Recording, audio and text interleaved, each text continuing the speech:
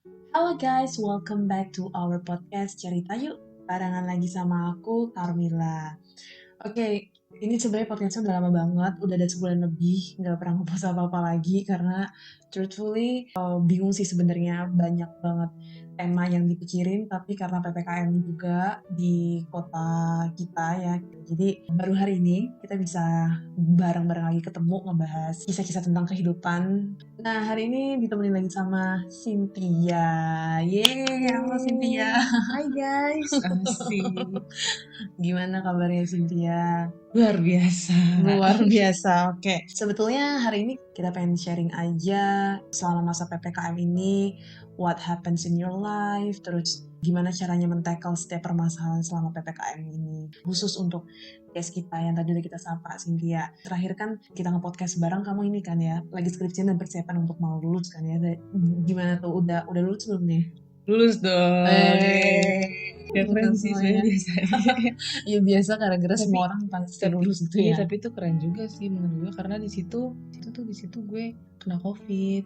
Jadi, Iya iya iya, iya iya jadi iya, gue pas tahu itu tuh. skripsiannya tuh lagi lemes-lemesnya juga badannya. Bahkan sebenarnya kayak aku dengar kabar bahwa kamu itu selama lagi skripsian itu bukan cuman terserang COVID doang, itu sebelum COVID kamu divonis dokter punya kanker payudara ya. Iya, Honestly, gue pribadi tuh merasa bahwa you are one of the strongest person that I know in my life. Jujur, nggak banyak orang yang bisa menghadapi situasi di mana saat itu jadi vonis dokter kanker payudara, ditambah lagi setelah itu COVID gitu. Dan pada masa itu, lu itu harus tetap berpikir bahwa gue harus lulus tepat waktu. Apalagi kan kamu kan posisinya anak beasiswa kan ya, sampai yang kemarin lulus kan ya. Jadi kayak ada target dalam hidup kamu yang memang harus kamu kejar dengan berbagai hal macam kayak gitu tuh.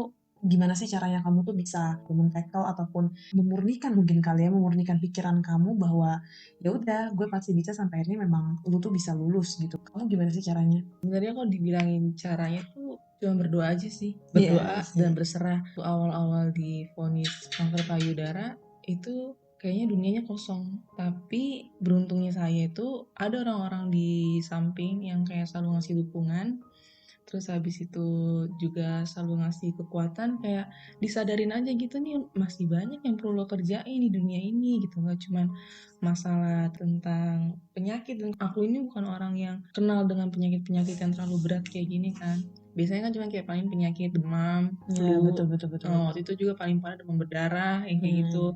Terus tiba-tiba di sini di vonis kanker kan, syok juga ya, waduh nih keluarga gue nggak ada yang pernah kanker, dan gue juga bukan orang yang keluar dari keluarga yang sering dioperasi yang kayak gitu kan. Jadi denger yang kayak gini tuh ada syok sih. Tapi cuma kalau misalnya orang tanya kenapa sih kok lo bisa happy happy aja, bahkan itu saat itu kan gue harus di mastek ya, itu namanya mastek kan angkat payudara. Oh iya iya, lu sampai Iya, tahap ini ya, iya sampai angkat pengangkatan payudara. payudara. Nah waktu kan sebelumnya kan itu kata dokter ada yang bilang nggak perlu diangkat. Bukan nggak perlu sih, cuma mungkin karena gue yang maksa nggak mau diangkat kali ya. Dan itu Iya. tuh katanya itu tapi gue tuh pindah dokter. Terus habis itu pas gue pindah dokter ternyata harus diangkat. Di situ gue antara yakin gak yakin, tapi cuman itu lagi balik lagi ya berdoa. Di situ doa gue bilang, Tuhan kalau misalnya emang harus angkat, lancarin nih, lancarin urusannya, lancarin dokternya, lancarin segala-galanya, kayak nggak ada aja yang bikin ngeganjel gitu. Tapi kalau misalnya emang ini nggak harus diangkat, coba deh bikin apapun itu caranya supaya ini tuh bisa di stop gitu. Tapi ternyata kok lancar banget nih masalah gitu kan, kayak rumah sakitnya juga nge-ACC kan karena gue juga BPJS itu. Rumah sakitnya cepet-cepet nge-ACC-nya, bahkan kalau kata orang-orang di rumah sakit itu dia bilangnya oh ini paling dipanggilnya sebulan lagi atau 2 minggu lagi, tapi ternyata tuh ini enggak, kayak cuma 3 hari atau 2 hari dan langsung ditelepon. Lah berarti oh ini kayak apa yang gue doain gitu kan. Makanya doa itu kan kita harus hati-hati sama berdoa gitu kan. Nah kan gue bilang kan, kalau misalnya emang harus diangkat, lancarin. Ternyata emang lancar, ya udah berarti gue pasrah aja gitu, berserah sih, lebih ke berserah. Oh ya udah angkat gitu. Di situ tuh gue nggak bisa tidur, gue nangis Nangis nggak terus sih? Iya nangis nangis. terus, bahkan gue sampai Oh, kayak Tuh, apa pertama kali di pikiran lu pas dokter bahkan sampai vonis kayak, oh ini harus angkat payudara? Gue langsung mikir, aduh gue bisa nggak punya keturunan, aduh ada nggak ya Iya, yang iya. mau sama gue, aduh gimana ya gini, dan gue selalu bilang Tapi kayak kan aduh. sebenarnya kalau masa punya keturunan kan rahim gitu nggak sih? Karena tuh banyak yang bilang karena gue ini kankernya dari hormon, biasanya tuh kalian habis terapi hormon itu kan nggak datang bulan, dan kebanyakan rata-rata orang tuh susah untuk Ini aku hamil. baru tahu sih. Iya katanya, dan Sumpah. juga kan aku kan mengkonsumsi obat itu kan 5 tahun. Obat itu tuh tidak boleh dikonsumsi oleh ibu hamil. Kasih tahu 5 tahun, jadi aku nggak boleh hamil sama 5 tahun itu. Dan kalau Oh. misalnya seandainya pun hamil, nggak ngerti tuh gimana caranya kan. Ya udah di situ kayak hopeless, tapi ternyata balik lagi ada orang yang sehat, ada orang yang nggak kena kanker payudara, dia nggak bisa punya keturunan. Ya Iya, kan, iya, jadi iya, itu iya. bukan Betul, betul. patokan sih sebenarnya. Jadi pas udah kayak gitu tuh rasanya nggak bisa lagi deh diomongin gitu kan. So abis itu gue cuman berdoa aja, gue cuma bilang Tuhan kasih saya kekuatan, kasih saya sukacita ya. Dan pas masuk rumah sakit itu tuh biasa aja, bahkan keluarga gue yang panik. Iya. Gue kayak oh ya udah gitu, pas pagi-pagi aja pas mau berangkat kan ke rumah sakit, rasanya kayak ya sedih banget Ini gitu pas kan. hari pengangkatan Pengangkatan payudara. payudara kayak sedih banget, tapi pas gue udah nyampe operasi biasa aja ya.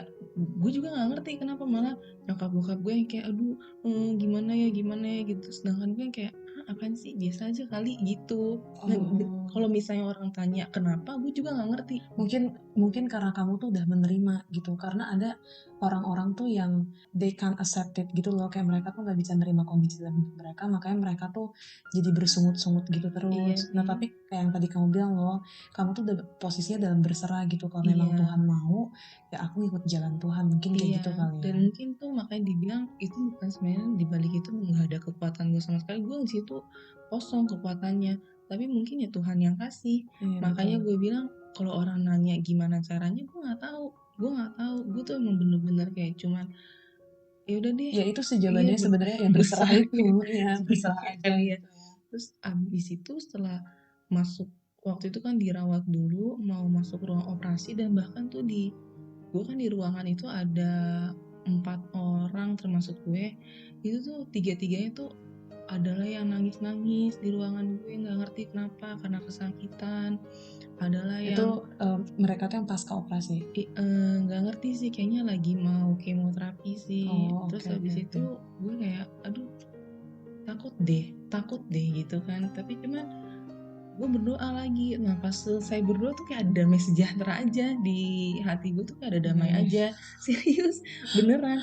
Terus iya habis sih. itu udah, setelah itu besoknya gue harus operasi pagi-pagi, gue santai. Bahkan gue pas di ruang tunggu operasi kan biasanya ada ruang tunggu gitu kan, kayak dokter nanya-nanyain punya penyakit apa dan lain-lain, itu gue jawabnya biasa aja.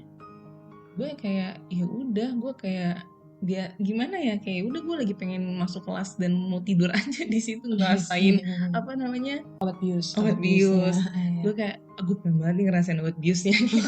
Terus abis itu udah selesai gue operasi, kan biasanya kan pasti kita ngerasa duh gue udah nggak punya payudara lagi gitu, Iya, rasa yang pasti ngedown lah. tapi gue nggak, gue ketawa. Bohong. Itu tuh bahkan gue tidur dulu, itu lama banget tuh gue tidurnya, sadarnya juga lama, nggak tahu kenapa, capek kali ya. Udah kayak gitu gue video call sama keluarga, sama Sahabat-sahabat. sahabat-sahabat tuh gue ketawa. Gue bukan jadi kayak yang Cynthia menjadi WTS itu wanita TT1 gitu kan. Ya kayak Cynthia biasanya aja, Cynthia yang normal gitu. Makanya terkadang orang bilang kayak, ada yang kasihanin kayak lu gimana gini-gini, gue selalu telepon bilang ih jangan kayak gitu, orang gue biasa aja kok, nggak apa-apa. Gue malah bercandain, ketawa-ketawain gitu. Terus setelah itu kayak gimana? Apa yang terjadi proses pemulihannya, dan secara psikis juga apakah memang kayak gitu terus? Apakah memang selama proses pemulihan memang ya udah berserah aja, atau ada satu titik di mana yang kamu tuh memang ngedown banget juga? Pokoknya kalau gue udah ngerasain kayak gitu tuh biasanya gue langsung buka YouTube, denger lagu puji-pujian, kalau enggak dengerin khotbah. Udah itu aja yang Iya akhirnya sih. pada akhirnya tuh buka pikiran gue. Itu ada salah satu khotbah dari pendeta itu tuh yang selalu bilang, kenapa kamu hidupnya selalu gak nyaman? Ya karena kamu gak berserah, kamu gak percaya. Dan paling parahnya lagi ada yang gue ketampar nih sama omongan temen gue, bilang gini sama gue kayak, lo kan guru sekolah minggu, lo selalu ngajarin anak-anak sekolah minggu untuk percaya sama Tuhan, tapi kok lo gak percaya sih sama Tuhan gitu. Seandainya lo percaya Tuhan itu ada, hidup lo gak kayak gini, lo gak akan stres kayak gini gitu. Gue nangkep maksudnya dia. Iya. Intinya kalau misalnya kita percaya dengan apa yang kita sembah gitu ya, Tuhan kita, ya supposedly ya kita harusnya merasa tentram aja karena kita Iya. percaya bahwa waktu yang terbaik, rancangan dia ya ialah rancangan yang terbaik gitu ya. Makanya dari situ gue kayak ngerasa, oh iya bener ya, kok gue begini banget sih gitu kan. Tapi maksudnya ya nggak apa-apa, mungkin kalau misalnya kita mikirin, maksudnya suka stres kan manusiawi lah ya, tapi maksudnya jangan berlebihan.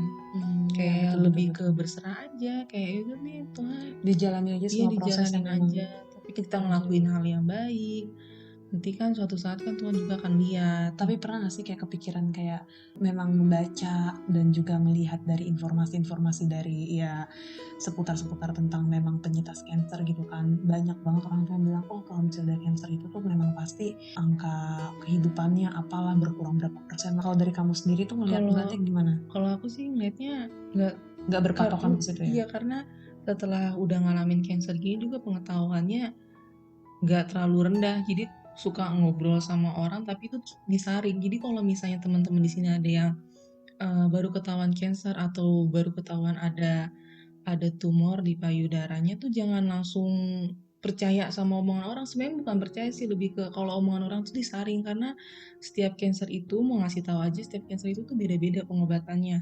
Ada yang pengobatannya dengan kemo yang nggak perlu sampai rambutnya rontok, ada yang kemo yang memang itu sakit gitu kan, ada juga yang nggak perlu kemo dan hanya minum obat, ada juga yang harus mastek, ada yang harus nggak mastek. Jadi itu jangan terlalu masukin semua omongan orang gitu. Cobalah untuk lebih ke tanya dokter gitu. Sebenarnya apa yang diomongin orang itu benar, tapi itu untuk dia bukan untuk kita. Iya, karena setiap orang itu pasti beda-beda untuk gimana cara penyembuhan kansernya, itu tuh beda-beda. Makanya waktu itu kan gue masih jadi orang awam kan, semua omongan orang gue serap, itu tuh jadinya stres sendiri. Gue jadi kepikiran, aduh gimana nih kalau misalnya tiba-tiba menyebar, aduh gimana nih ngerasain kemo yang sakit banget sampai botak dan lain-lain. Tapi ternyata apa, puji Tuhan gue ketemu sama dokter, dia bilang kayaknya sih nggak perlu untuk kemo ya, tapi cuman kita periksa darah, periksa ini dan lain-lain gitu. Makanya gue Hasil darahnya udah ada? belum sih. Jadi masih next selanjutnya Iya, gitu nah ya? itu dia Mas. Makanya gue bilang jangan terlalu ngambil omongan orang, dan kalau misalnya ada orang yang bilang usianya jadi lebih rendah atau gimana gitu, enggak sih. Itu kalau nggak salah siapa ya, artis Rima siapa sih, artis tua juga ya. Kayak dia udah stadium lanjut kalau nggak salah, ya itu dia sampai sekarang masih bertahan, Dia masih itu udah hidup. bertahun-tahun Dia gitu itu ya? udah bertahun-tahun. Iya, sebenarnya balik lagi kayak yang tadi kamu bilang sih, kalau masalah nggak punya anak, nggak usah harus jadi kanker nggak punya anak. Iya, Orang sehat aja tuh juga bisa nggak punya ada nggak anak, punya gitu anak. kan? Ya kalau memang udah jalan hidupnya masih belum dikasih karunia untuk punya anak, ya enggak gitu. Dan kalau misalnya memang jalan hidupnya memang udah harus matinya di umur 56, 40, 30, atau bahkan 70 gitu, ya memang udah jalan hidupnya kayak gitu, with cancer or without cancer gitu. Ada orang yang bahkan masih muda. Ini dari cerita teman satu gereja gue, dia punya adik, dia nggak cancer, dia bukan apa-apa, tapi dia cuma mengalami demam doang. Tapi di rumah dia karena kecapean mungkin entah apa, akhirnya meninggal kayak gitu kan. Makanya kalau orang ada yang ngomong kayak usia lo gini-gini, gue kayak gue nggak peduli, bukan nggak peduli, lebih kayak lo ngomong apaan sih gitu.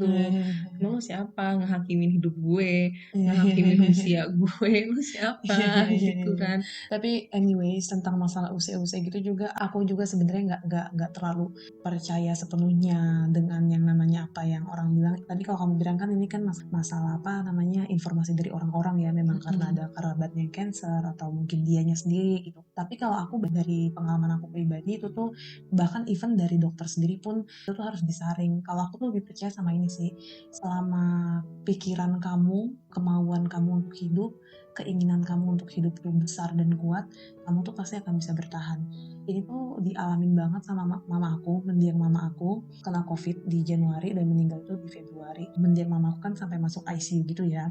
Singkat cerita, selama di ICU mulai dari rumah sakit yang paling bagus banget sampai rumah sakit yang biasa aja gitu kan, semua dokter tuh kalau setiap hari ngeliat hasil labnya dia, beliau ngomong ke kakak aku kayak, aduh Bu, mau ngomong apa lagi sih, mau nanya apa lagi, kalau kondisi pasien kayak gini mah udah keluarga siap-siap aja, ini mah udah tinggal hitungan jam juga udah bisa lewat, katanya kayak gitu. 2 hari pertama mama aku tuh masuk ICU, tapi kemauan hidup mama aku bagus banget gitu ya, maksudnya she's one of the strongest woman that I know gitu ya di ICU. Cuman dia satu-satunya ibu-ibu yang di tracheostomy, pakai ventilator yang tracheostomy yang dibolongin dengan kondisi komorbidnya dia tuh yang memang bikin dia tuh selalu ngedrop setiap hari gitu.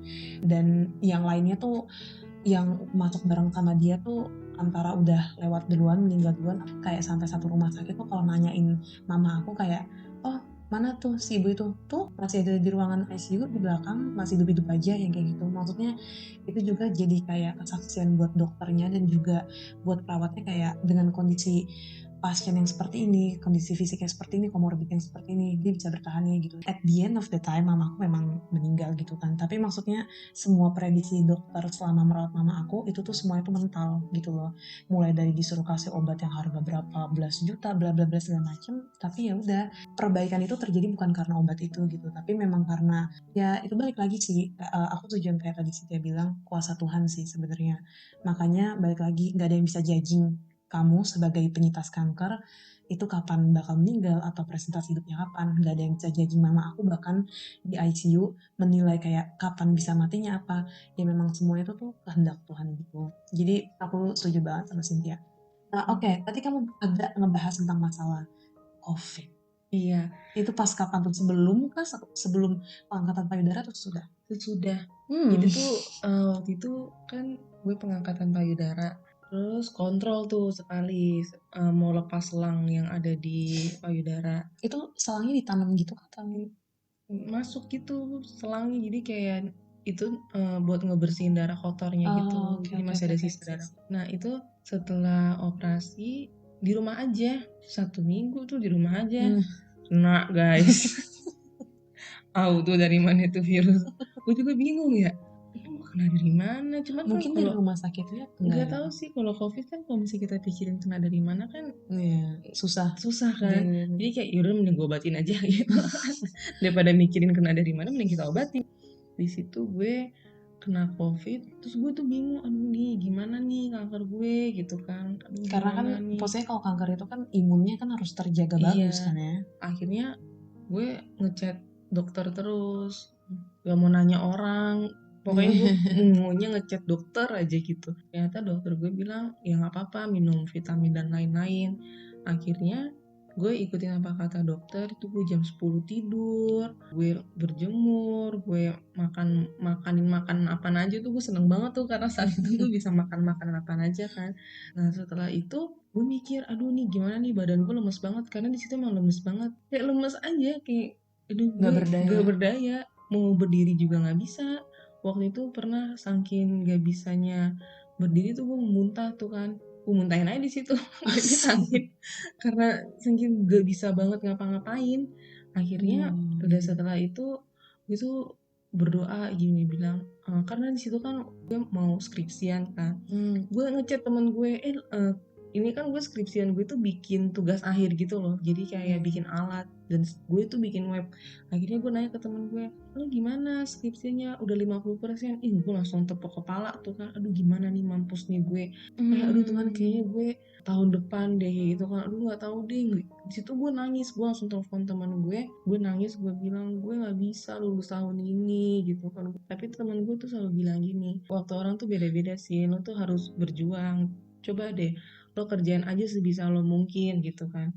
Awalnya tuh gue hopeless, tapi pas setelah itu lagi balik lagi gue berdoa nih, gue bilang Tuhan kalau emang ini Tuhan berkehendak lulus ya ya udah aku akan kerjain. Tapi tuh gue tuh mikir gini, gue tuh doanya ada maksa sih. Kayak bilang Tuhan tapi kalau boleh lulus ya.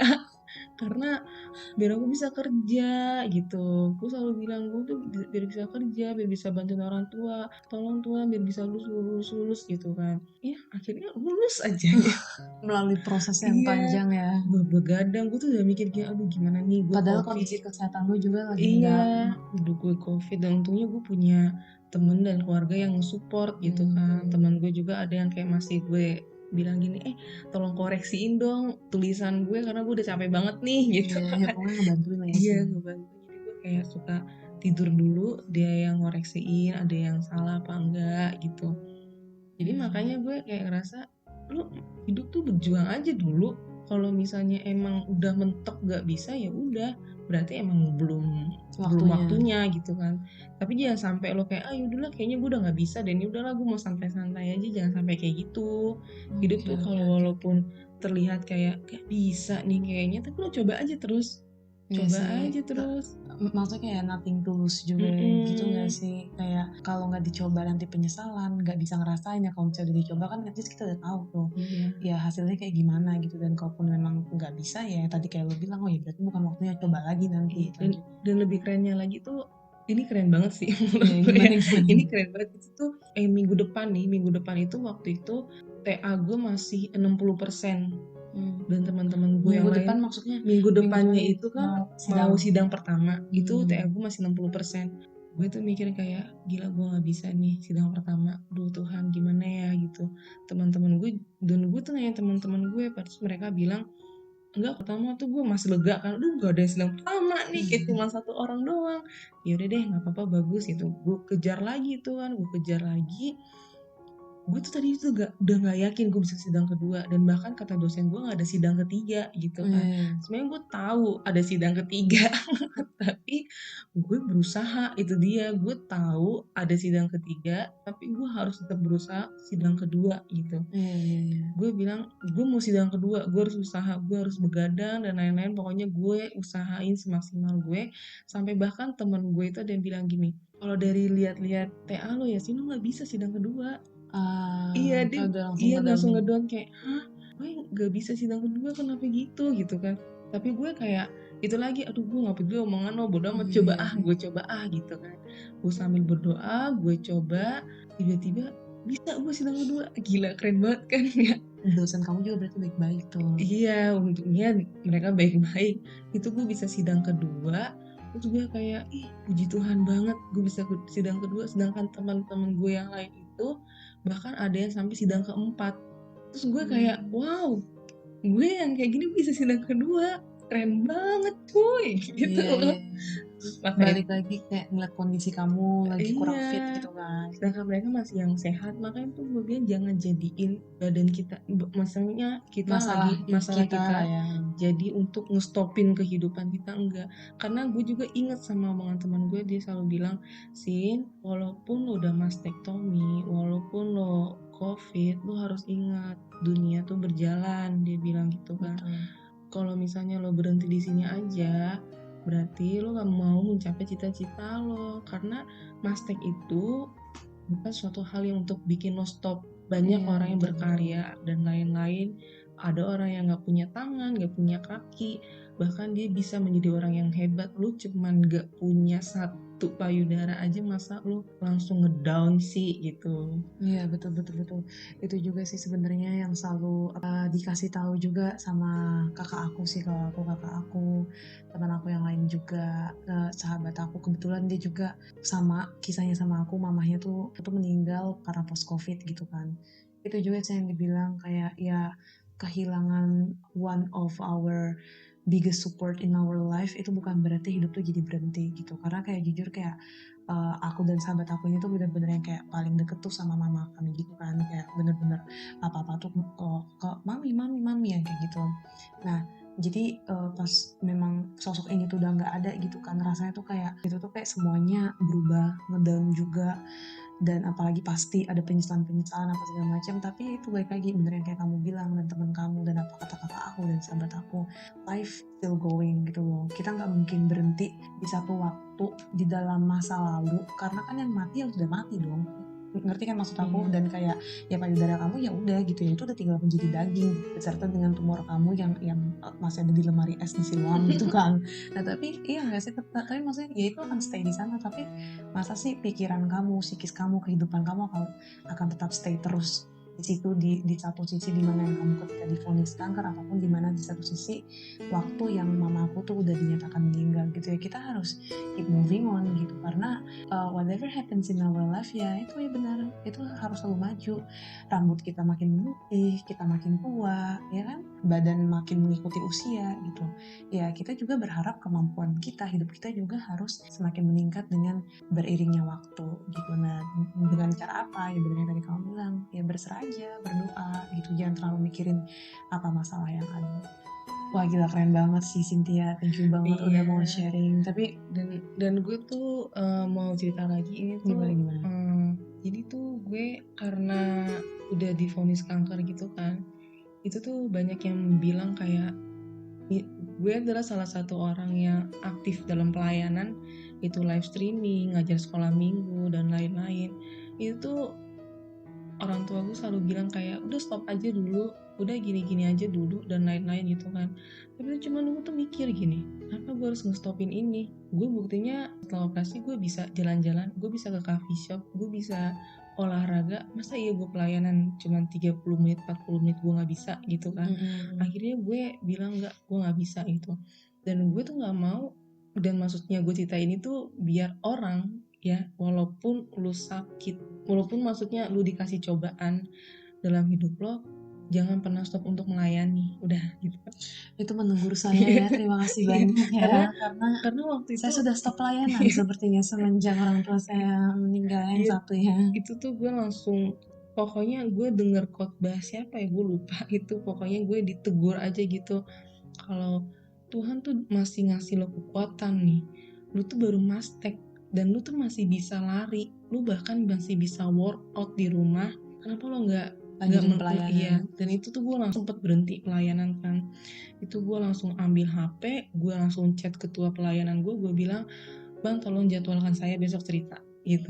Gue gak gue udah gue sembuh kok gue gitu, walaupun gue masih minum obat tapi gue yakin gue sembuh gitu. Jadi bikin gue untuk cerita di situ, gue langsung kayak oh iya ya, gila Tuhan tuh udah ngasih gue kekuatan, bahkan sampai gue mastek aja gue masih bisa tersenyum ya kan, dan gue juga kena covid gue masih bisa lulus, kurang baik apa ya nggak sih. Benar. Tapi lu cuman duduk terus habis itu lo modal laptop sama ngomong aja, susah banget sih ini untuk Itu sangat mengajar. menegur saya Iya. sih, karena saya sudah tidak pernah lagi ikut untuk kayak youth di gereja, saya udah gak pernah lagi ikut Dan sih. itu tuh makanya gue langsung bilang kayak oke bang, aku mau aktif tapi aku tetap waktunya aku akan handle gitu. Maksudnya nggak Tapi kalau mungkin dulu. kalau misalnya kayak orang tua kamu mungkin kayak melihat lebih, let's say kamu 30 menit 40 menit gitu kan pelayanannya, tapi mungkin setelah itu kamu lebih banyak nongkrong mungkin sama teman-teman pelayanan kamu, jadi itu tuh ya, itu sebenarnya bikin orang tua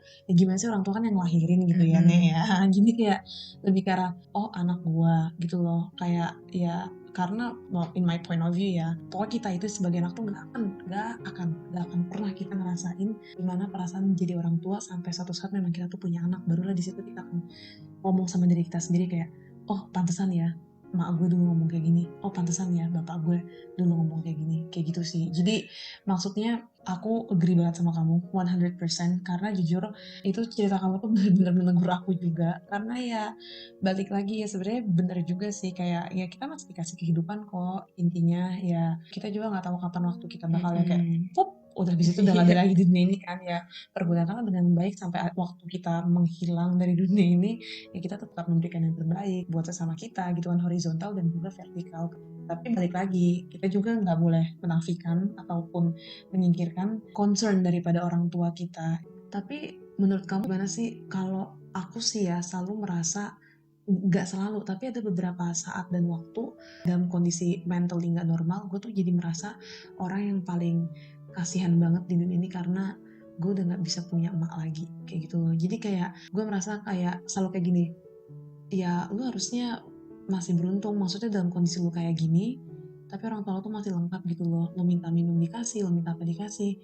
Sedangkan gue tuh sekarang tempat ngadu gue cuma satu, dan itu tuh udah nggak sesempurna itu lagi gitu loh. Bukannya maksudnya gue tuh nggak suka sama bapak gue gitu kan, atau ayah gue, bukan, tapi lebih ke arah it's not as perfect as before gitu loh. Karena ya kita tahu lah gimana seorang ayah dan ibu itu tuh punya perannya sendiri-sendiri, dan itu tuh berbeda gitu kan. Itu kayak dua pilar yang bener-bener jadi fondasinya rumah gitu kan. Jadi satu hilang itu tuh nggak mungkin yang satu tuh bisa bener-bener kuat gitu kan. Nah, jadi ya itu sih kalau di dalam pikiran aku ya, kayaknya kalau misalnya udah ditinggal sama orang yang bener-bener kita kasihi dan cintai, itu tuh udah next level deh. Bahkan antara aku atau kakak aku tuh pernah bilang kamu kayak gini, ke kamu atau kami berdua ya lagi ngobrol, aku tuh Gimana tuh? lupa, Gimana? kayak gini, mendingan kondisiku sekarang kayak si Cynthia, harus mastek terus kena kanker payudara asalkan mami masih ada sampai saat ini, karena mami tuh pasti bakal ngurusin apa bla bla bla bla. Akhirnya tuh jadi kayak nginget masa lalu, terus itu nangis bareng-bareng kayak gitu loh, karena itu tuh sesuatu yang kayak ya you still live gitu loh.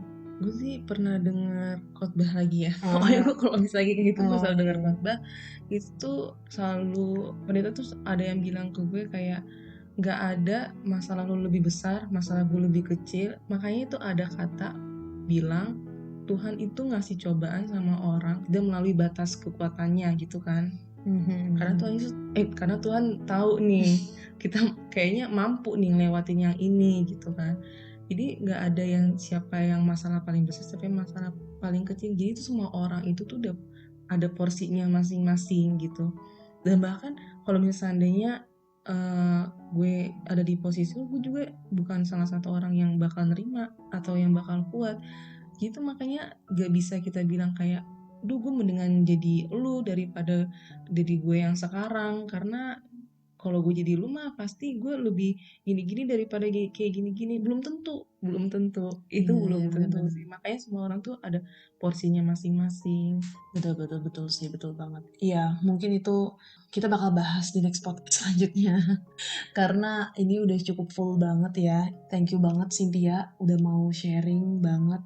Aku cuman pengen minta satu hal buat para pendengar, para heroes yang mungkin saat ini baru didiagnosa cancer atau mungkin ada keluarganya yang lagi sakit. Kamu ada pesan nggak untuk mereka? Pesannya sih tetap semangat, berpikir positif, sama jangan lupa berdoa. Karena doa itu jawaban dari segalanya, dan bikin pasti lo akan ngerasain dimana ada titik tenangnya saat lo berdoa. Pasti ada. Gak tau kenapa ya, gue tuh orangnya kalau misalnya gue udah berpikiran kemana-mana nih, gue berdoa, gue denger khotbah-khotbah gitu, Intinya jauh lebih tenang.